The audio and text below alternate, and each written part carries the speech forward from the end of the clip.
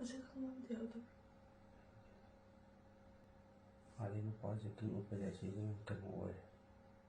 Iya. Kamu sudah je. Mana tuh? Sao kamu kau ikut luar berat? Luar je he. Nama sabi dah. Ini tu anda saya cuba kau je. Kafe nama. Sekarang what tahu tu? Tahu kamu ni yang kamu tahu je.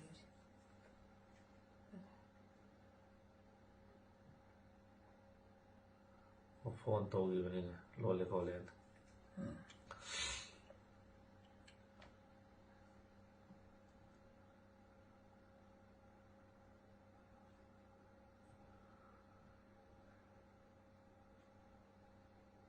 Sekarang lawa kau hari puning ni. Rumahnya orang halal lagi ni lah.